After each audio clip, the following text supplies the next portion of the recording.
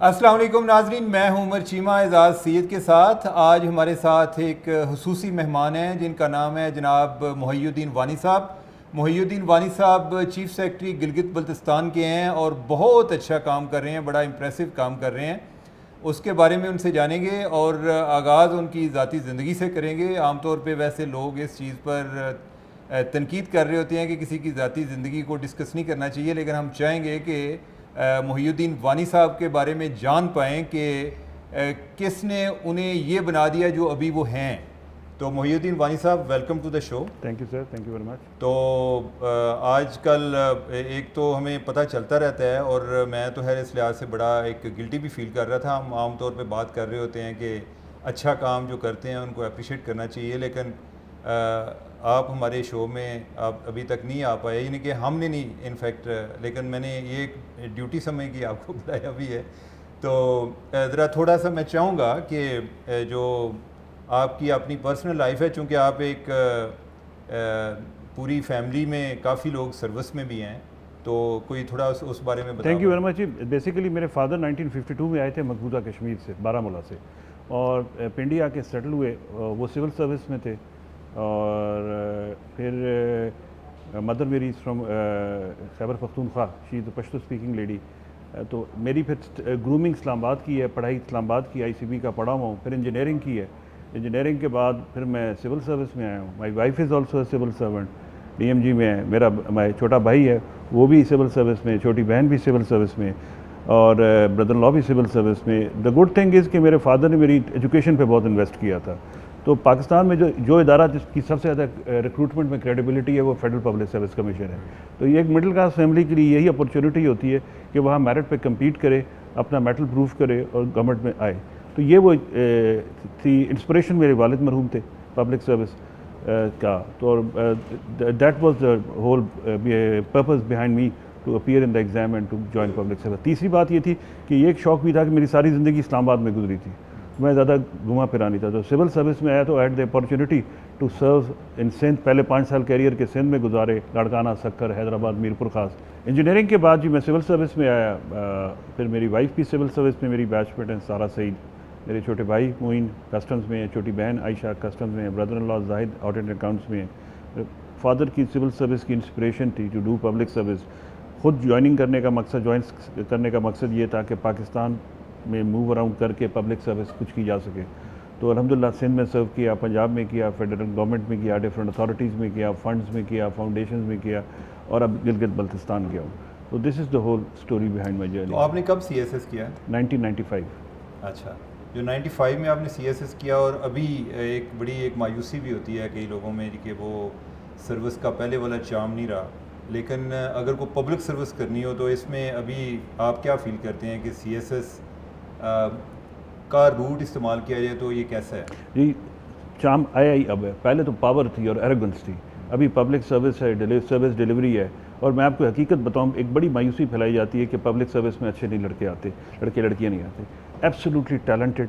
मैं जितने यंगस्टर्स के साथ काम कर रहा हूँ, जिनका बैकग्राउंड आप देखें, LUMS, NUST, Stanford, MIT, Georgia Tech, Oxford, Cambridge, you know they are there and they are delivering technology wise, skills wise they are more equipped than us, they are more smart than us.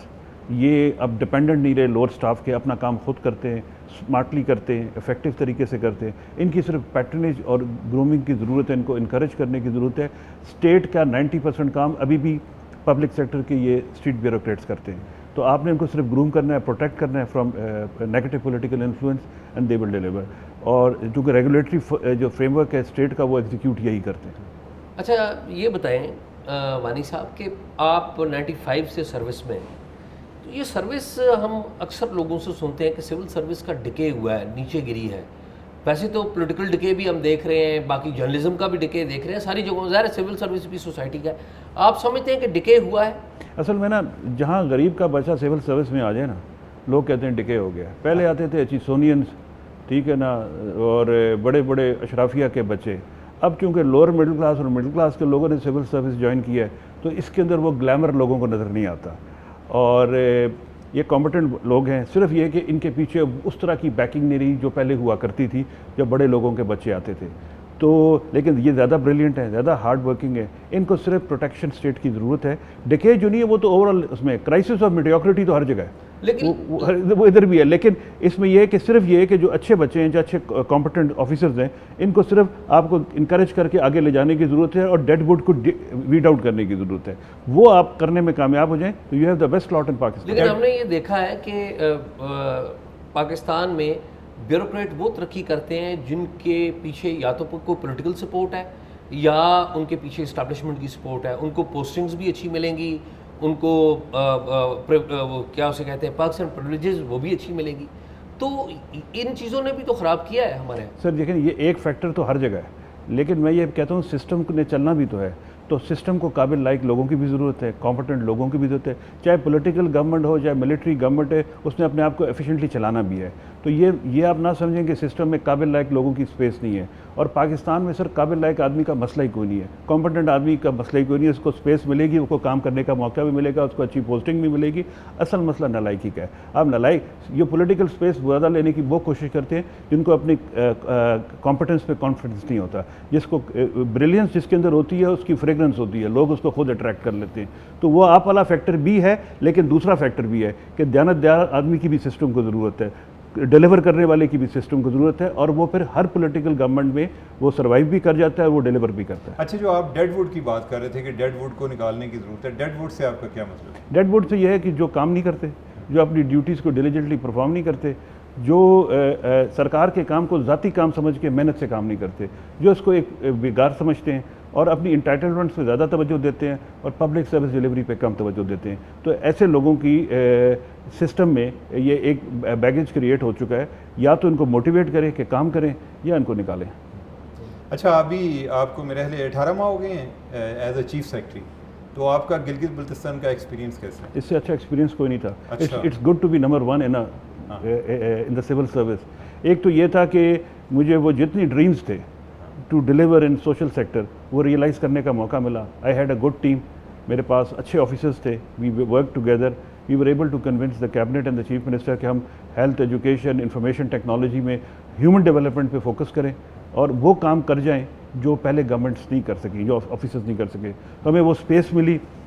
और मैं आपको यकीन से कहता हूँ resources की कोई कमी नहीं है, सिर्फ प्रायोरिटाइजेशन का और अपने अच्छे काम की ब्रांडिंग भी ज़रूरी है। जब तक आप आउटरीच उसके नहीं करेंगे, आपको एक्सटर्नल सपोर्ट जैसे आप लोगों की सपोर्ट, जुडिशरी की सपोर्ट, सिविल सोसाइटी की सपोर्ट नहीं मिलेगी, तो आपको पॉलिटिकल सपोर्ट भी नहीं मिलेगी। तो अच्छा, एक हाथ से काम करें, दूसरे काम से ढोल बजाएं, तब काम होता है। अच्छा, ये हमारे स्ट्रक्चर में वानी साहब कोई प्रॉब्लम नहीं है कि अगर गिलगित बल्तिस्तान की तरफ देखा जाए तो मरकज़ जो है वफाक वो वहाँ पे चीफ सेक्रेटरी और आईजी को तैनात करता है, तो ज़्यादा बेहतर नहीं होता कि अगर वहाँ का ही लोकल कैडर वहाँ पर आके चीफ सेक्रेटरी बनता?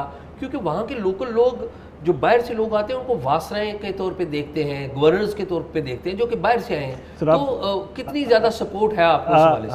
आपको ना ये एक पॉइंट ऑफ व्यू है, लेकिन पाकिस्तान को अगर आपने पाकिस्तान रखना है, क्योंकि आपको याद हो GM सिकंदर साहब शिगर के हैं, लेकिन पंजाब में वो काम करते रहे और पंजाब ने उनको एक्सेप्ट किया। इसी तरह अफजल शिगरी साहब जी, वो सिंध में रहे। इसरा इस्लामाबाद के डिप्टी कमिश्नर, बहुत सारे, शहदुल्ला बेग साहब, सारे। अगर आपने, वरना फिर पाकिस्तान में और सूबों में एक डिस्कनेक्ट खत्म हो जाएगा। अगर बलूचिस्तान का नूरुल अमीन मेंगल पंजाब में काम नहीं कर सकता, अगर सिंध का मेमन इस्लामाबाद का DC नहीं लग सकता, तो फिर आपका पाकिस्तान का एडमिनिस्ट्रेटिव लिंकेज ख़त्म हो जाएगा। उसके अलावा फिर आप में क्या कॉमन फैक्टर रह जाएगा एक दूसरों में? तो GB के लोग इधर आएँ, इधर के लोग उधर जाए। मैं भी कश्मीरी हूँ, लेकिन मैं अभी तक अपने इलाके में सर्व नहीं कर सका। बट इट्स बेटर, न्यूट्रलिटी जो है सर्विस की ज़रूरी है कि कुछ लोग ऐसे हों सर्विस में, दूसरे सूबों में पोस्टेड हों, जो लोकल ना हो। It is always a combination of local and non local and all Pakistan service. ये असल में आइन में 3 सर्विसेज हैं। एक है ऑल पाकिस्तान सर्विसेज, एक है फेडरल सर्विसेज और एक है local services. All Pakistan services are common to federation and the provinces, जो कि आपको, और ये इंडिया में भी है और ये बांग्लादेश में भी है। इंडिया में भी गुजरात कैडर के अलग हैं, यूपी कैडर के अलग हैं। यहाँ के लोग वहाँ जाते हैं, वहाँ के लोग यहाँ जाते हैं। इस वक्त भी कराची में, तमाम सिंध में, पंजाब में GB के ऑफिसर्स पोस्टेड है। इस वक्त सेक्रेटेरिएट में 350 ऑफिसर्स GB के पोस्टेड है। अगर आप उनके लोकल्स को वहाँ रिस्ट्रिक्ट कर देंगे, पंजाब वालों को पंजाब में रिस्ट्रिक्ट कर देंगे, तो फिर पाकिस्तान कहाँ गया? अच्छा आपने नहीं, ये तो टॉप पोजीशन की मैं बात कर रहा था। बात आपकी बिल्कुल ठीक, असूली तौर पे आप बिल्कुल ठीक बात कर रहे हैं। मैं तो टॉप पोजीशन की इसलिए बात कर रहा हूँ कि जो लोकल सपोर्ट है वो कितनी होती है। और मैं जानना भी ये चाहूँगा आपसे कि ज़ाहिर है आपका एक बैकग्राउंड है, आप मरकज़ में सर्व कर चुके हैं, पंजाब में सर्व कर चुके हैं, तो जो पंजाब में लोकल सपोर्ट का खैबर पख्तून गिलगित बल्तिस्तान में लोकल सपोर्ट से कैसा कंपैरिजन करते हैं? मैं देखें, क्योंकि लैंग्वेज का भी एक बैरियर है ना। नहीं, लैंग्वेज का बैरियर जरूर होगा, लेकिन लैंग्वेज का आपस में भी बैरियर है। वहाँ बल्ती लैंग्वेज शीना से फ़र्क है, शीना बुर्शुस्की से फ़र्क है, तो उनकी आपस, वो भी वैलीज है, मल्टी कल्चरल सोसाइटी है। और तीसरी बात है, there is a binding factor जो न्यूट्रलिटी का है, वो हम जाके देते हैं। कई दफ़ा कई इश्यूज़ ऐसे आते हैं जिसमें आप you need neutral person to, अभी वहाँ पर भी कई, मैं बताना नहीं चाहता, मसाइल होते हैं, सेक्टेरियन है valleys wise, so at times you need neutral. दूसरी बात है, चीफ सेक्रेटरी का एक और रोल भी है, he is a bridge between the federation and the province also, to bring resources, to bring officers, to bring other things. तो वो it's a combination of both. खाली वो भी खाली लोकल से भी गुजारा नहीं हो सकता, खाली नॉन लोकल से भी, तो हमेशा हर जगह कॉम्बिनेशन होता है। और ये ट्राइड एंड टेस्टेड है फॉर 72 ईयर्स। अभी तक तो ना इंडिया में ये क्वेश्चन हुआ है, अभी तक सिस्टम चल रहा है, ना पाकिस्तान में क्वेश्चन हुआ है, सिस्टम चल रहा है। But we have to have a balance of local and federation officers. और ये, और जीबी के लोकल ऑफिसर्स जो जीबी डोमिसाइल्ड के, उनको इस्लामाबाद, लाहौर और कराची का एक्सपोजर देने की ज़रूरत है, जो कि मिल रहा है। मैंने आपको कई नाम लिए। इसी तरह उधर के इधर जाएंगे तो कहाँ, इस वक्त जीबी में बलोच अफसर सबसे ज़्यादा हैं। Very interesting, very interesting. Kakar हैं, अच्छा जनाब, काकड़ इस वक्त जो वहाँ पर मौजूद हैं, काकड़ जी पूरे मुल्क में नहीं, एक अवरान की बच्ची है, एक सक्कर की संजरानी है, सक्कर के पीरजादा हैं, बलोच क्वेटा के ऑफिसर्स हैं, सिंध के अफसर हैं, पंजाब के KP. So it's a federation working there. तो जीबी का कॉन्सेप्ट या पाकिस्तान का कॉन्सेप्ट ये नहीं है, you need the best, you need the best. आप डॉक्टर के पास जाएंगे तो आप इसलिए नहीं कहेंगे तुम मेरी बरादरी के होगे, मेरे रिश्तेदार हो, आपके आर यू बेस्ट। तो सिंगापुर के मॉडल का भी सक्सेस यही थी, they brought the best to deliver. तो बेस्ट लोकल हो, नॉन लोकल हो, आपने उससे काम लेना है। तो ये एथनिसिटीज़ और ये रिलीजियस सेक्टेरियनिज्म, अगर इसको हम एक टूल बना दें for posting and transfers, that is detrimental to the local society. अच्छा वानी साहब, जब आप गए, आपने कोई तरजीहात आपके ज़हन में पहले थी, या कि उधर जाके माहौल देख के आपने तय किया कि मैं, आपकी obviously as a chief secretary first appointment थी? मेरी तरजीहात बिल्कुल थी। अच्छा। क्योंकि मैं मिनिस्ट्री ऑफ एजुकेशन से जा रहा था, तो मेरे जहन में education, additional secretary ministry of education, तो वहाँ जो 2 साल में मैंने लर्न किया था, वो चीज़ें, वो प्रोजेक्ट्स मेरे जहन में थे, हेल्थ के थे और आईटी के थे। फिर मेरे पास एक सिविल सर्वेंट जो मैं यहाँ से लेकर गया, outstanding, Altamash Janjua, he the PhD from Stanford. उसको मैंने कहा मेरे साथ बैठ, मेरे साथ आईटी की इंटरवेंशन प्लान कर। तो we plan lot of IT intervention in the education sector. हमने वो की, हमने हेल्थ की, हमने सोशल वेलफेयर की। तो हमने वो 3 को प्रायोरिटाइज़ किया और टूरिज़्म की। उसके बाद हमने कहा इनके पीछे फोकस करके, इनका कंप्लीट करके प्रोजेक्ट्स को क्लोजर करते जाते। तो हमने 16 महीने, उसके अलावा छोटी छोटी इंटरवेंशन बाकी फील्ड में भी की, लेकिन ज़्यादा फोकस इन 3 पे किया।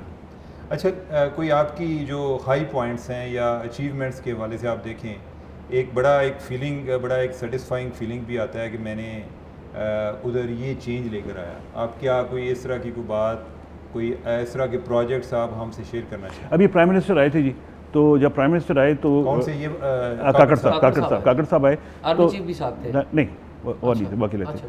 तो वो आए, तो जब हम उनको मीटिंग के लिए चीफ मिनिस्टर हाउस लेके जा रहे थे, तो मैंने बाहर एक बहुत बड़ा स्टॉल लगवाया 50 बच्चों का, जो अपने साइंस के प्रोजेक्ट्स लेके बैठे थे।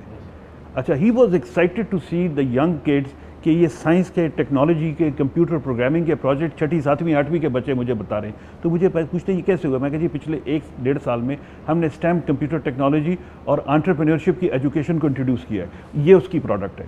उसके बाद फिर जब मैंने उनको दूसरा दिखाया, IT पार्क इन हुंजा, वहाँ पर उन्होंने देखा 150 बच्चे फ्री स्पेसेस में, को वर्किंग स्पेसेस में काम कर रहे हैं, फ्री इलेक्ट्रिसिटी, फ्री इंटरनेट और नो रेंटल, और उससे वो अर्निंग कर रहे हैं। उन्होंने, बच्चों ने उनको बताया कि हम इस्लामाबाद छोड़ के वापस अपने शहरों में आ गए, हमारा खर्चा कम हो गया। तो जब उन्होंने देखा 5 IT पार्क्स बन गए हैं, 5 ये बच्चे स्कूलों में स्टेम पढ़ना शुरू हो गए, फिर हम उनको कार्डियक अस्पताल लेकर गए। वो हमने एक सिक प्रोजेक्ट था, उसको रिवाइव करके स्टार्ट कराया। तो ये हाई पॉइंट ये है कि एक तो हमने नए प्रोजेक्ट्स बनाए, दूसरे जो सिक प्रोजेक्ट्स हैं उनको पर्सनल सुपरविजन से रिवाइव करके हमने रन किया। तो it's not the end of the story. इसके अलावा भी सर बहुत सारी इंटरवेंशन की, but I am happy that I have been contributing every day. अच्छा वानी साहब, ये जो जिस तरह आपने स्टेम का जिक्र किया, या जब इंटरवेंशन का वर्ड इस्तेमाल करते हैं, कोई बाज़ औक़ात हमारे गेस्ट आते हैं कि उनको लगता है कि शायद इनको ज़रा एक सादा अल्फाज में बयान करना चाहिए। एक तो आप ये कर दीजिएगा, दूसरा जो आपकी मैं पहले भी बातें या जो आप काम कर रहे हैं वो हम तक भी पहुंच रहे होते हैं।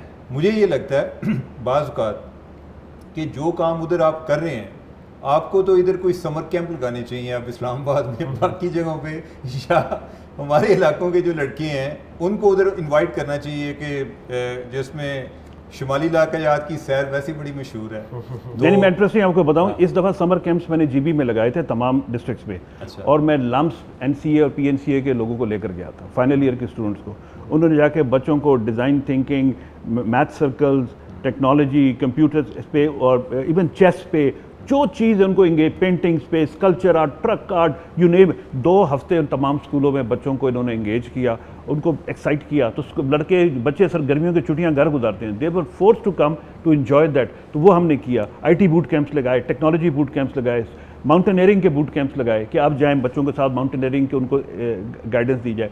तो वो हमने सर काम किया। यहाँ पर भी sir we would like to showcase what we have done ताकि पीपल कैन रेप्लिकेट। अच्छा, एक चीज़ जो नॉर्दर्न एरियाज़ के हवाले से बड़ी अहम है वो है टूरिज़्म। तो जब हम टूरिज़्म की बात करते हैं तो हम ये देखते हैं कि टूरिज़्म के हवाले से कम्युनिकेशन भी बड़ी अहम है। मोबाइल जो फ़ोन सर्विसेज हैं वो हमारे यहाँ बड़ी आउटडेटेड है, इंटरनेट सर्विसेज। तो ये एक बड़ा चैलेंज नहीं है टूरिज़्म की प्रमोशन के लिए भी? अच्छा, उसमें टूरिज़्म में एक तो हमने क्या है, हमने एक वीडियो, हमने एक टूरिज़्म ऐप बनाई है, visit GB. It's one stop solution, calendar of events, rental services, hotel bookings, travel advisory and weather advisory. तो आपको यहाँ से बैठ के तो वो मिल जाएगी, क्योंकि उसको कॉन्स्टेंटली अपडेट किया जाता है। दूसरा ये है कि इंटरनेट कनेक्टिविटी का मसला है, लेकिन मसला ये है कि 14 लाख के लिए एक कमर्शियल केस नहीं है टेक्नोलॉजी के टेलको कंपनीज़ के लिए। यहाँ एक टावर के नीचे 5 लाख लोग रहते हैं, वहाँ एक टावर के नीचे 5 लोग आते हैं। तो वो इतना, अब एससीओ ने आया, एससीओ ने फाइबर ऑप्टिक बिछानी शुरू की है। तो शहरों की हद तक अब इंटरनेट की कनेक्टिविटी का कोई मसला नहीं है। रिमोट जो वैलीज़ है वहाँ थोड़ा प्रॉब्लम होता है, वहाँ जाना पड़ता है। बट स्टिल मेरी तो ख्वाहिश है टूरिस्ट जाके वहाँ इंटरनेट से जान छुड़ा एंजॉय करे। उधर बैठ के भी अगर आपने गाँव से कनेक्ट रखना है, क्या आपने एंजॉय करना है। मैं भी देखता हूँ वहाँ पर लोग हुंजा को देख के एंजॉय कर रहे हैं, साथ नेट पे बैठ के ना कराची और लाहौर की बातें कर रहे हैं। और एंजॉय करें सर, वहाँ नेट से इतना नेट अवेलेबल है कि आप खैर खरीद लोगों को दे सकते हैं ज़्यादा। अच्छा, ये बताएं कि टूरिज़्म के हवाले से जो हमारे फॉरेन टूरिस्ट आते हैं, आप देखें कि अगर उनकी ज़्यादा डेस्टिनेशन तो हमारी जो पूरी दुनिया में मशहूर जो चोटियाँ हैं वो है, तो उनकी जो लाइसेंसिंग का प्रोसेस गो के वो फेडरल सब्जेक्ट है, लेकिन अब तो 18th अमेंडमेंट के बाद कोई चीज़ें सूबों के पास भी आ गई हैं। उनको फर्दर रिलैक्स कैसे कर रहे हैं? बहुत ज़्यादा प्राइसेस हैं उनकी लाइसेंसेस की जो पहाड़ियों के ऊपर जाते हैं। सर वो कमाते भी बहुत हैं, let them pay something to the people of Pakistan. वो देखें, वो अपने अपने पोर्टर को 40,000, 30,000, 20,000 डॉलर्स दे रहे होते हैं। तो why not to pay small amount to government of Pakistan. दूसरी बात है सर, वो हमें अपने लोगों के मसाइल का इदराक ज़्यादा है। दे आर एंजॉइंग, जिसने आना है वो अभी भी आ रहा है, they have the sponsors with them. दूसरी बात सर ये है कि हमारे टूरिस्ट का सिर्फ एक स्मॉल फ्रैक्शन माउंटेनियरिंग में आता है। 90% टूरिस्ट वो बैकपैकर्स होते हैं, वो आते हैं होटल में सामान फेंका और फिर नेट होने चले गए। और वो आप देखेंगे रास्ते में बाइक्स पे लोग आ रहे होते हैं, वेस्टर्नर्स, दे आर एंजॉइंग। और इस दफ़ा भी पीक पे हम 11,000 लोग पर डे के हिसाब से टूरिस्ट हमने रिसीव किया है। तो we are having good time. थोड़ी बहुत सर अब तो मज़ीद हम टूरिस्ट पे फीस लगाने लगे हैं। जो 5 लाख रुपए की फ़्लाइट लेकर आते हैं, होटल में ठहरते हैं, ज़रा 5,000 टैक्स तो देना, ताकि जीबी की इकॉनमी में उसको हम कंट्रीब्यूट करें। अच्छा वानी साहब, ये आपका एक ज़्यादा फोकस जो है, और इस बारे में मैंने अभी आपसे क्वेश्चन भी मज़ीद करने हैं, वो हेल्थ पे है, एजुकेशन पे है, आईटी पे है, इंफॉर्मेशन टेक्नोलॉजी पे। लेकिन जब हम शुमाली इलाक़ात की बात करते हैं, ज़्यादा बात एक सैर व सियाहत की होती है। इसको आपने इस पर ज़्यादा फोकस नहीं किया, यानी कि आप एक वाजबी काम कर रहे होंगे, लेकिन ज़्यादा यानी कि आपका मेन फोकस इस पर नहीं गया। उसकी क्या वजह है? यानी कि आपकी जो तरजीहात हैं उसमें ये सरे फहरिस्त ये बात क्यों नहीं आई, बाकी चीज़ें क्यों आई? सर ये थोड़ी गलत फहमी दूर कर दूँ। इस तरजीहात मेरी ये है कि एजुकेशन को मैं ओवर फोकस कर रहा हूँ बताने के लिए, ताकि लोगों ने टूरिज्म पे इस वक्त कल वहाँ पर पाकिस्तान का सबसे खूबसूरत सरफरंगा डेजर्ट फेस्टिवल हो रहा है, जो रैली होती है वो बहुत बड़ी स्कर्दू में, वो 2 दिन चलेगी। परसों राकापोशी क्रिकेट फेस्टिवल हमने स्टार्ट कराया, पहले कभी नहीं था, पिछले साल भी हुआ, जो 9,000 फीट की बुलंदी पे नगर के साथ वैली है। ये एक तरफ राकापोशी पहाड़ है, एक तरफ आपका हुपर ग्लेशियर है, वहाँ क्रिकेट फेस्टिवल हुआ। तो इस तरह तो हम हर 2 महीने बाद एक ना एक इवेंट करा रहे होते हैं। कैलेंडर ऑफ इवेंट्स भरा हुआ है, वो मैं आपको लिस्ट दूंगा, वो ख़त्म नहीं होता और वो पब्लिसाइज होता है। इशू सिर्फ ये कि एजुकेशन, हेल्थ और आईटी की मैंने ब्रांडिंग ज़्यादा की है, क्योंकि असल जो वहाँ के लोग रहते हैं उनके मसले ये हैं कि ना उनकी बच्चे 47% स्टंटेड हैं, कई डिस्ट्रिक्ट्स में लिटरेसी 10 से 8% है। तो मैंने कहा कि टूरिज़्म तो ब्रांड हम करते रहेंगे, लेकिन इनको भी ब्रांड करें। तो मैं टूरिज़्म को नीचे नहीं लेकर आया, दूसरों को ऊपर लेकर गया। अच्छा, आपने एक उधर एक बड़ा अच्छा प्रोजेक्ट कर रहे हैं कि जो इंडियन इंस्टीट्यूट ऑफ टेक्नोलॉजी है, उधर से आपने कोई आइडिया कैप्चर किया जिसमें कोई 4 साल की एजुकेशन को 6 माह में आगे आप इम्पार्ट कर रहे हैं। उसके बारे में अगर हम बता सकें। वो इस तरह हुआ था कि मैं शशि थरूर को ट्विटर पे बहुत फॉलो करता हूँ। अच्छा। तो एक दिन मैं देखा Shashi Tharoor was in IIT Madras, वहाँ पर वो कह रहा था मैं I am happy to be with 1400 graduates of 6 month diploma course of data sciences, AI and blockchain. मैं कहा ये क्या है। हमने फिर बैठी टीम, रात को हमने पूरा प्रोग्राम उनका निकाला। हमने कहा ये तो बड़ा ज़बरदस्त। उन्होंने कंडेंस किया था 4 साल से उसको, और हाईली एम्प्लॉयबल था वो। तो हमने फिर मैं वो लेकर नीचे आया, लम्प्स पूछा, फास्ट पूछा, नस्ट किया, सबको कहा कि अगर मैं ये अडॉप्ट कर लूँ तो क्या आप इसको हमारे यहाँ एग्जीक्यूट कर देंगे। जब मुझे जनरली कंसेंट मिली, हमने उसको आउटसोर्स किया, कंपेटिटिव बिडिंग हुई, नस्ट जीत गया। अब वही कोर्स एग्जैक्टली कंडेंस्ड IIT का जो हमने अडॉप्ट किया है, वो अब गिलगित और स्कर्दू में पिछले 4 महीने से स्टार्ट हुआ है। इंजीनियरिंग का ये नहीं, ये data sciences, AI and blockchain. Okay, ये कितनी देर का है? 6 महीने का, एग्जैक्टली वही कॉपी है। अच्छा। तो you don't have to reinvent the wheel. तो इधर पाकिस्तान साइड पे कोई इस तरफ कोई इंटरेस्ट डेवलप नहीं हुआ कि, या इवन नस्ट को नस्ट ने अब हमारा, मैंने नस्ट की कल रात मेरी उनसे मीटिंग थी पूरी टीम के साथ। Now they have started showcasing it कि बाकी सूबों में भी ये रेप्लिकेट किया जाए। इसके अलावा नस्ट के साथ कल एक और भी हमारी डिस्कशन हुई है कि हमने कहा हमारे तमाम डिग्री कॉलेजेस को शाम को टेक्नोलॉजी ट्रेनिंग इंस्टीट्यूट्स में आप कन्वर्ट कर दें। वील पे for that, for hardware and software, क्योंकि 3 बजे के बाद डिग्री कॉलेजेस खाली होते हैं। तो मैंने कहा उसके बड़े हॉल्स को हम टेक्नोलॉजी ट्रेनिंग इंस्टीट्यूट में कन्वर्ट कर देंगे। इट्स अ स्मॉल, और इसकी कॉस्ट भी बहुत थोड़ी है। अच्छा, एक तो सबसे पहले आपका भी और शशि थरूर साहब का भी शुक्रिया कि आपने उनको देख के वो कॉपी किया। ये बताइए कि जो पहला बैच है आपका इस प्रोजेक्ट में, वो कितने स्टूडेंट्स का है और ये कब तक पास आउट हो जाए? 300 स्टूडेंट्स का है और वो 2 महीने में पास आउट हो जाएगा। फिर अगला बैच 500 का आएगा। तो वो, बल्कि हमने अभी से ये किया कि KIU, वहाँ 2 यूनिवर्सिटी है, यूनिवर्सिटी ऑफ बल्तिस्तान, उनके वाइस चांसलर्स को मैंने कहा है कि आप जो कंप्यूटर साइंसेज का अपना बैच है उसका 7वां सेमेस्टर ऑफ करें, इन बच्चों को हमारे पास इनरोल करें ताकि इनकी ये डिग्री डबल हो जाए और इनकी एम्प्लॉयबिलिटी आसमान, क्योंकि इस वक्त रेगुलर डिग्री वालों को उतनी जॉब नहीं मिलती है, लेकिन इस हाई एंड ट्रेनिंग के साथ उनकी एम्प्लॉयबिलिटी बहुत ऊपर चली जाएगी। ये हमने उनको सजेस्ट किया। ये बताएं कि एक आपकी ज़ेर इंतज़ाम एक अदारा है नेटको, उसके आप चेयरमैन भी हैं, और नेटको यहाँ से जो सेटल्ड एरिया है, यहाँ से वहाँ पर जाने के लिए जो लोगों के लिए एक बड़ी बस सर्विस भी है, एक बड़ा ज़रिया है। वहाँ के मसाइल बड़े ज़्यादा हैं, कुछ लोग वहाँ पर एहतजाज भी कर रहे हैं।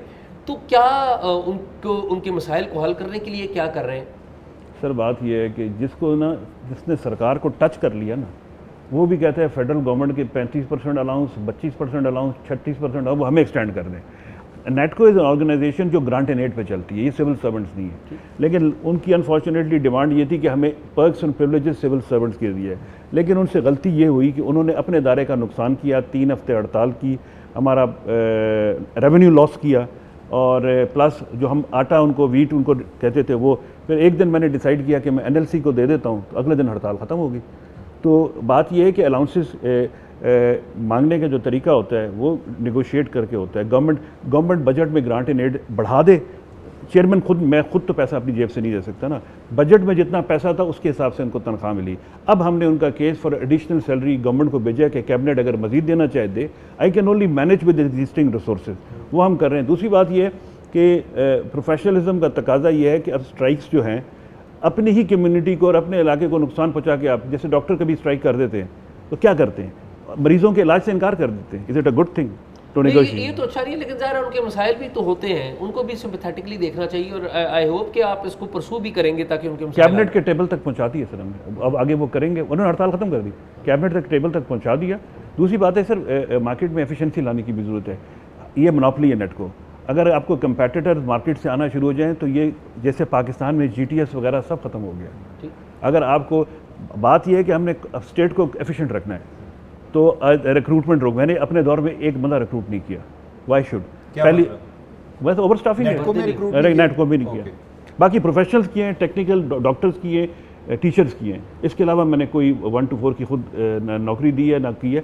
लेकिन जनरली मैं डिस्करेज करता हूँ क्योंकि जीबी में 15 लाख या 16 लाख आबादी के लिए 55,000 सरकारी मुलाजमीन हैं।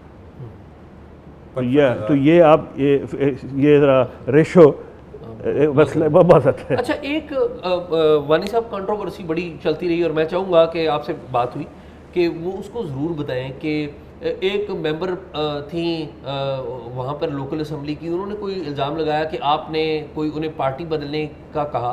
तो उन्होंने, हाँ, उसका जवाब ये है कि उन्होंने उससे उसी शाम डिनाई किया। उन्होंने कहा मैंने गलत इन्फर किया था, इन्होंने मुझे कोई ऐसी बात नहीं की थी। तो वो उसी शाम क्लैरिफाई हो गया, बात खत्म हो गई। अच्छा, आपने पिंक बस का आगाज़ किया, वो अभी प्रोजेक्ट चल रहा है? हाँ, फर्स्ट क्लास चल रहा है, 6 डिस्ट्रिक्ट्स में चल रहा है, free of cost 6 to 9 1 to 3। नहीं, लेकिन वो किस तरह सस्टेनेबल कैसे है? सस्टेनेबल ये है ना कि मैंने इसको 24 घंटे नहीं चला रहा ना। जो पीक रूट्स हैं, रश रूट्स हैं, उसमें 3 घंटे, और 1 to 3 1 से 3 2 घंटे। वो उसमें यह है कि सिर्फ वो वर्किंग वुमेन जिनको यूनिवर्सिटीज़ हॉस्पिटल जाना है, क्योंकि ये इस्लामाबाद की तरह खुले रूट नहीं है ना, फैलावा नहीं है, छोटी छोटी, ये सिर्फ खवातीन के लिए? सिर्फ खवातीन। तो एक सिक्योरिटी, डिग्निटी और सेफ्टी ऑफ एक्सेस। तो उसके बाद बसों का क्या इस्तेमाल होता है? उसके बाद हम उनको स्टेशन करें, क्योंकि मैं पेट्रोल बचाता हूँ ना, एफिशिएंसी भी करनी नहीं, है। ये भी तो हो सकता है कि आप उनको कोई कमर्शियल यूज़ में ले आएँ ताकि वो होता फिर ये शुरू में किया तो जहाँ जाते थे वहाँ से वापस आते आते ये लेट हो जाते थे, तो इट्स डिफ़िकल्ट टू मैनेज। लेकिन ये बसें मैंने रेगुलर स्ट्रीम से 1-2 ही निकाली हैं, बाकी मैंने पाकिस्तान कस्टम से कोई डोनेशन लिया, को उन्होंने अपनी जो कन्फिस्केटेड 2-3 गाड़ियाँ दे दी, किसी एक ने एक दे दी, तो ये उससे गुजारा हो गया। अच्छा वानी साहब, ये बताएं कि एक चीज़ आपने जो इंट्रोड्यूस करवाई, और मैं समझता हूँ कि वो तो पाकिस्तान में पूरी जगह पे रेप्लिकेट होनी चाहिए, कि सरकारी गाड़ियों के ऊपर आपने एक पैगाम लिखा कि ये अवामी टैक्स से ख़रीदी गई गाड़ियाँ। ये ज़रा पूरा कॉन्सेप्ट बताइए और मकसद बताइए। ये हुआ ये था, मैसेज जब मैं जीबी नहीं भी गया, पोस्ट हुआ था, तो मैं सोशल मीडिया पर देखता था कि वहाँ के लोकल लोग ना छुट्टी के दिन सरकारी गाड़ियों को ट्रैक कर रहे होते थे कि हुंजा सरकारी गाड़ियों का रश बढ़ गया, कचूरा में सरकारी गाड़ियाँ खड़ी हैं, तो that created a bad taste. तो सिविल सर्विस को अब अपने परसेप्शन के लिए भी फाइट करनी है। तो मेजॉरिटी शायद लोग मिसयूज़ नहीं करते होंगे, लेकिन परसेप्शन ये है कि सब करते हैं। तो ये चीज़ उस परसेप्शन को एक तो एड्रेस करती है। दूसरी बात है, अब लोग डिस्करेज हो रहे हैं। ये ज़रा बता दें हमारे नाज़रीन के लिए कि वो गाड़ियाँ कौन इस्तेमाल कर रहा है? क्या मतलब? यानी कि वो जो सरकारी गाड़ियाँ वो किन के पास है? मिसाल के तौर पे कोई अपने बेटे को ड्राइविंग सिखा रहा है, कोई सरकारी अफसरान जो है, सरकारी अफसरान हम लोग सब लोग, मैं किसी को इससे एग्जाम्प्ट नहीं करता, हम सब लोगों ने किसी ना किसी दौर में गाड़ियों को मिसयूज़ किया होगा। तो बात यह कि आगे ठीक हो सकता है, ये नहीं हो सकता, उसकी एक एफर्ट की है। और मैं आपको हकीकत बताऊं, बहुत सारे लोग डिस्करेज हो गए और कई ऑफिसर्स ने they have taken pride by placing it, और वो चला रहे हैं। अब यह है कि ये गाड़ी पक्की ऑपरेशनल बन गई है, अब आप इसको मिसयूज़ करेंगे तो दूसरा सिटीजन जर्नलिज्म बहुत स्ट्रांग हो गया। वो तस्वीर खींच के वेबसाइट पे चढ़ा देता है, वो भी सोशल मीडिया से मिल जाती है, तो अब वो मुतात हो गए। पहले हल्की सी ग्रीन प्लेट छुप जाती थी, अब ये इतना बड़ा पैच नहीं छुपता। तो it's a communication strategy to stop the misuse of these vehicles. ये किधर लिखा होता है कि ये राइट दरवाज़ों पे लिखा होता है, मेरी नीचे गाड़ी में लिखा हुआ है। अच्छा वानी साहब, इससे मैं पिछले दिनों एक खबर पढ़ रहा था आपके बारे में कि जो एक चीफ सेक्रेटरी की मुराद होती हैं कि जब वो जो चीफ सेक्रेटरी उधर रह चुके हैं उसकी जो मुराद हैं वो उसमें काफ़ी चीज़ें होती हैं कि वो इधर ठहरेगा तो फलां जगह पर उनकी जो एंट्री फ्री होगी, स्टे फ्री होगा, ड्राइवर मिलेगा, गाड़ी मिलेगी, कोई बाकी है कि फॉर लाइफ भी कोई उनको फैसिलिटीज़ हैं उधर सर्व करने की वजह से। तो आपने वो लेने से इनकार कर दिया। एक तो ज़रा हमें हमारे नाज़रीन को ये बता सकें कि वो क्या मुराद थी कि जो आपने इनकार कर दिया, और दूसरा ये है कि क्या ये अब पॉलिसी बन गई है कि आइंदा भी कोई नहीं लेगा या ये आप तक महदूद? ये दोनों बातें ठीक है। हुआ ये था कि मुझे नहीं पता था, मुझे तो 2-3 महीने पहले पता चला कि ये मुराद मिलती हैं जब आप यहाँ से पोस्ट आउट हो जाते हैं, जिसमें 2 आपको ड्राइवर और बैटमैन टाइप का बंदा, उसकी तनख्वाह मिलती है, VVIP प्रोटोकॉल मिलता है, जब आप जीबी जाते हैं आपको गाड़ियाँ मिलती हैं, इस तरह की 8-10 किस्म की मुराद थी। तो फिर मैंने कहा यार अल्लाह ताला ने इतनी इज़्ज़त दी है, जीबी ने इतनी इज़्ज़त दी है, ये मैं करके क्या मुझे एक्स्ट्रा मिल जाएगा? क्वालिटी ऑफ लाइफ में मेरे कोई फ़र्क नहीं आएगा, but it will give a good message to my juniors not to do this again. तो फिर एक दिन फिर मैंने राइटिंग में लिख के सर्विसेज डिपार्टमेंट को भिजवा दिया कि I am not entitled for this, और अगर मेरी टाइटलमेंट है भी है तो मैं इसको फॉरगो करता हूँ। जब मैंने फॉरगो किया फिर इस मनी बिल में ये पार्ट बन गया, इट्स गॉन।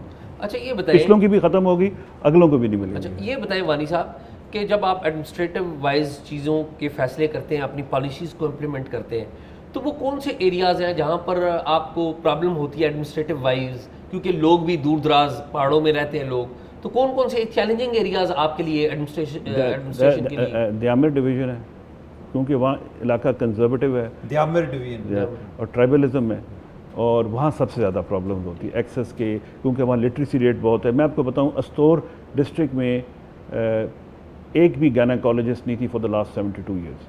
तो क्या होगा इसका रिजल्ट? कोई सी सेक्शन नहीं होगा, या औरतें मर जाएंगी या थोड़े मालदार हुए तो डाउन चले जाएंगे। तो वहाँ पर मैंने एक इनोवेशन की, और अब मैं वही मकामी गैर मकामी मैं नीचे से डॉक्टर्स लाया हूँ, उनको मैंने प्लेस किया है, कोई कोहाट से, कोई कराची से, कोई इस्लामाबाद से, थोड़ी हायर सैलरी पे इंसेंटिवाइज किया है। अब अल्हम्दुलिल्लाह हमारे पास वहाँ कंसल्टेंट्स की शॉर्टेज ज़ीरो हो गई। ये शिफा वाले भी कोई इनके साथ क्या इनके ये भी मैंने इनोवेशन की कि जब मैंने देखा कि मैं लोकल कंसल्टेंट हायर करने में कामयाब नहीं हो रहा है, या शॉर्टेज है, या बंदे उतने नहीं हैं, या यहाँ के डॉक्टर्स को कराची में, कोई इस्लामाबाद में, कोई बच्ची है वो शादी होगी लाहौर चली गई है, अब वो नहीं आ सकते नंबर्स, तो फिर मैंने एक इनोवेशन की, मैंने कहा किस तरह लाया जाए इंसेंटिवाइज। तो मैंने कहा बनाओ इसको दुबई। मैंने पाकिस्तान के 2-3 हॉस्पिटल्स का पेरोल मंगाया, जो उनकी सैलरी से, उससे सैलरी से 1 लाख रुपये ऊपर रखा, उसको एडवर्टाइज़ किया। शिफा ने वो बिड विन की। शिफा ने अब हमें तकरीबन 40 कंसल्टेंट देती हैं, 66 कंसल्टेंट, और वो शिफा हॉस्पिटल इस्लामाबाद। उसका ये है कि उन कंसल्टेंट्स के कोई नखरे नहीं है, क्योंकि सैलरी अच्छी मिल रही है, वो काम कर रहे हैं। वो कितनी देर के लिए उधर? वो जब तक शिफा का कॉन्ट्रैक्ट है, तो बीच में अगर वो छोड़ भी दें तो शिफा नंबर 2 को भेज देता है। मतलब शिफा ने हमें वो नंबर पूरा करके देना है उन स्पेशलिटीज़ का। अब वो अच्छा, वो ये भी नहीं कहते कि हमें फ़लाँ जगह लगाओ, क्योंकि पैसा मिल रहा है, नखरे कोई नहीं। तो वो खपलू में भी काम कर रहे हैं, चिलास में भी काम कर रहे हैं, अस्तौर में भी काम कर रहे हैं। बल्कि मैंने कहा जो गायनेकोलॉजिस्ट नहीं है, ये वो शिफा वाली हैं, जो उधर आके वहाँ हम लोकल अट्रैक्ट करने में कामयाब नहीं हो सके थे। वो फर्क एक तो नंबर कम था, लेकिन अब इंशाल्लाह अगले 2-3 साल में जब उनके कंसल्टेंट्स की रिक्रूटमेंट और ट्रेनिंग हो जाएगी, देन इंशाल्लाह ये शॉर्ट टर्म अरेंजमेंट था, लेकिन आपको इनोवेट करना होता है। ज़िंदगी किसी और मौत किसी में एक दिन का भी बड़ा फ़र्क पड़ता है। अच्छा, वहाँ के जो इलाका है नॉर्दर्न एरियाज़ का, वहाँ पर बिजली का भी एक बहुत बड़ा मसला है, 22 घंटे तक लोड शेडिंग रहती है। तो उसके लिए क्या कर रहे हैं? कोई इंडिजिनस भी कुछ कर रहे हैं या बाकी इंतजाम क्या है? देखिए, उधर छोटे छोटे run of the river power projects हैं, जिसकी वजह से थोड़ी बहुत बिजली 6-8 घंटे, कुछ डिस्ट्रिक्ट में बिजली अच्छी है, जहाँ पावर प्रोजेक्ट ज़्यादा हैं, यहाँ नंबर कम है। जैसे वैसे खरमंग डिस्ट्रिक्ट है, 24 घंटे बिजली है। अच्छा, तो खुद भी बनाते हैं ना? वही उसी लोकल है, लोकल। फिर आपका जो है ये जो गिज़र, यहाँ भी 16-17 घंटे आपको मिल जाती है। जो वर्स्ट अफेक्टेड हैं वो गिलगित, हुंजा और स्कर्दू हैं, जहाँ मैक्सिमम आपको हिट मिलता है, जहाँ सबसे कम बिजली आती है। तो यहाँ के भी पावर प्रोजेक्ट्स हैं, पाइपलाइन में बन रहे हैं, but it will take time 2 to 3 years, क्योंकि कैपिटल इंटेंसिव होते हैं। और कई दफ़ा आप और हम आप ये GB वाहिद एरिया है जो अपने बजट से पावर प्रोजेक्ट्स बनाता है। बाकी सूबों, बाकी पाकिस्तान में वापडा बना के देता है, सूबों के बजट से नहीं जाता। तो एक बजट की ADB की भी हिट हो जाती है। तो तब तक कॉम्पनसेट करने के लिए फिर हम लोगों को रिलीफ देने के लिए डीजल जनरेटर से 2-2, 3-3, 4-4 घंटे एक्स्ट्रा बिजली चला देते हैं, लेकिन वो 104 रुपये का यूनिट पड़ता है हमें। तो वो भी इट्स अनफॉर्चुनेट। हमारा ये बदनसीबी है कि ये मेन ग्रिड पे नहीं है, पहाड़ बीच में है। तो लोकल प्रोजेक्ट पे अब हमने सोलराइजेशन शुरू की है। हमने IT पार्क्स को अपने सोलराइज़ कर दिया है, हमने 150-200 स्कूलों को सोलराइज़ कर दिया है ताकि IT लैब्स उनकी फंक्शनल हो जाए। फिर हमने कराकरम बैंक से सोलर लोन्स फाइनेंसिंग शुरू की है। फिर अब हमने एक और बैन लगाया कि नए होटल्स जो बनेंगे वो सोलर पे होंगे।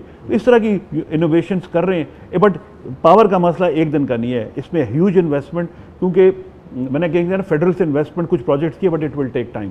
अच्छा वानी साहब, मरकज़ आपके नॉर्दर्न एरियाज़ को पैसे देता है जिससे नॉर्दर्न एरियाज़ चलता है, तो मैं जानना चाह रहा हूँ कि कितना फ़ंड मरकज़ दे रहा है और इंडिजिनस आमदन अभी कितनी हो रही है, और ये बैलेंस कब तक ठीक हो जाएगा कि आप इंडिजिनस वो लोकली इतना मजबूत कर लेंगे नॉर्दर्न एरियाज़ को कि वो खुद भी अपनी आमदन बना लेगा? फेडरेशन एक चीज़ नॉर्दर्न एरियाज़ को या गिलगित बल्तिस्तान को दे दे तो वो 1 रुपया आपसे नहीं मांगेंगे। वो है उनके कॉन्स्टिट्यूशनल राइट्स।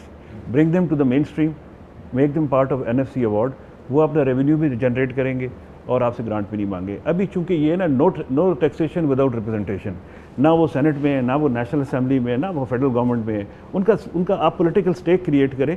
वरना अभी टैक्सेशन की जब हम बात करते हैं तो उनके जो लोग हैं वो बिटर हो जाते हैं, वो फिर उनको बातें याद आ जाती हैं। टैक्सेशन फिर भी वो कर रहे हैं, इनडायरेक्ट टैक्सेस में वो ऑलरेडी कंट्रीब्यूट कर रहे हैं, फिर आपको सुट्स बॉर्डर पोर्ट से टैक्सेस मिल रहे हैं, फिर उनका अपना नॉन टैक्स रेवेन्यू 1 अरब से ज़्यादा 2 अरब से ज़्यादा है, जो इस साल 3 अरब तक पहुंच जाएगा। इस साल उन्होंने एक GB रेवेन्यू अथॉरिटी बना दी है जिसमें GST on services they are going to impose. But still taxes की एडवोकेसी करने से पहले हमें उनके राइट्स की एडवोकेसी करनी है। तो वैसे कॉन्स्टिट्यूशनली क्या है, इंडिया ने तो 370 किया, वहाँ पे उसकी एक अलग से कंट्रोवर्सी है, तो उसको रेप्लिकेट हम कर सकते हैं? जहाँ तक मुझे बताया गया कि लास्ट ईयर एक प्रोविजनल कॉन्स्टिट्यूशनल ऑर्डर तैयार था बाय फरवरी, जिसमें उनको प्रोविजनली एक स्टेटस देना था। बट अनफॉर्चुनेटली ये मार्च में चीज़ें पॉलिटिकली हिल गई, वरना वो ड्राफ्ट सब कुछ तैयार था, बस उसमें क्या था, क्या देना था? प्रोविजनल एक स्टेटस देना था, जिसके बाद वो CCI का पार्ट भी बन जाते, NFC का पार्ट भी बन जाते, नेशनल असेंबली और सेनेट में भी उनकी मेंबरशिप्स होती, तो that would have been a great day for GB। जो पहले उनको राइट्स मिले हैं, कॉन्स्टिट्यूशनल राइट्स, वो उसमें क्या क्या है, यानी कि जो पीपल्स पार्टी के दौर में? नहीं, वो एक किस्म का ना एक सेमी ऑटोनोमस रीजन बन चुका है काफ़ी हद तक, लेकिन अभी लेजिस्लेटिव देखें, कोई वो लेजिस्लेशन जिसकी फाइनेंशियल बेरिंग है वो नहीं कर सकते। मतलब वो एक अथॉरिटी बनाएंगे, उसकी जॉब्स के लिए उनको फिर एक PN की जॉब के लिए भी आपको यहाँ आना पड़ता है, क्रिएशन ऑफ वैकेंसी आप यहाँ से करते हैं, कोई प्रोजेक्ट जो है उसकी 100% फंडिंग आप वहाँ से करते हैं। तो वो इंडिपेंडेंस जो बाकी सूबों को हासिल है अपनी लोकल ऑटोनॉमी में, वो उनको नहीं है। अच्छा वानी साहब, मैं अपना आखिरी सवाल करूँगा उमर जी आपकी इजाज़त से। वानी साहब ये बताइए कि कौन से 4 एरियाज़ या 5 एरियाज़ या जितने भी एरियाज़ आप समझते हैं कि लोकल्स को वहाँ पर तवज्जो देनी चाहिए? क्योंकि आप तो आज हैं, कल आपकी पोस्टिंग हो जाएगी, आप चले जाएंगे, तो आपकी लोकल लोगों को गाइडेंस क्या है कि इन एरियाज़ पर तवज्जो दें ताकि लोकल एरिया भी गिलगित बल्तिस्तान तरक्की करे और फ्यूचर जनरेशंस का बने मुकामी तौर पर? एग्रीकल्चर बहुत पोटेंशियल है, क्वालिटी बहुत अच्छी है, उस पर इन्वेस्ट करने की ज़रूरत है। हॉस्पिटैलिटी और सर्विसेज सेक्टर IT का। आज मेरे वालिद साहब ने मुझे एक दफ़ा कहा था कि उस कश्मीरी ने कभी तरक्की नहीं की जो पहाड़ क्रॉस करके नीचे नहीं आया, ठीक है ना। तो पाकिस्तान में अगर आप देखेंगे ब्यूरोक्रेसी में, पॉलिटिक्स में, बिजनेस में कश्मीरी ओवर रिप्रेजेंटेड हैं अपने प्रोपोर्शन से ज़्यादा। वो क्यों? Just investing on education. यही GB के बच्चों को मैं कहता हूँ, अगर तरक्की करनी है तो पहाड़ों को क्रॉस करो, नीचे जाओ, पढ़ो, यूनिवर्सिटीज़ में जाओ, मुल्क से बाहर जाओ, पाकिस्तान की टॉप पोजीशंस को ऑक्यूपाई करो, why to district yourself to mountain, वहाँ कुछ बड़े बनो और फिर आके अपने इलाके में इन्वेस्ट करो। तो यही मेरा पाकिस्तान में सबको होता है, grow out of your cities, go abroad, study hard, come back and then invest in yours. Wani साहब बहुत बहुत शुक्रिया। नाजरीन, आपने मोहिउद्दीन वानी साहब जो कि चीफ सेक्रेटरी हैं गिलगित बल्तिस्तान की, उनकी गुफ्तगू सुनी। हमें उम्मीद है कि जो गिलगित बल्तिस्तान के अवाम है वो भी इनकी गुफ्तगू सुनेंगे। ये पूरे पाकिस्तान के लोगों के लिए भी बड़ी एजुकेशन है इनकी गुफ्तगू से। हम उम्मीद करते हैं कि इनकी गुफ्तगू से जो डायरेक्शन मिली है उस पर अमल दरामद करेंगे लोकल लोग भी, और फेडरल गवर्नमेंट भी मदद करेगी गिलगित बल्तिस्तान को आगे लाने में। मुझे और उमर चीमा को मोहिउद्दीन वानी साहब के हमरा इजाज़त दीजिए।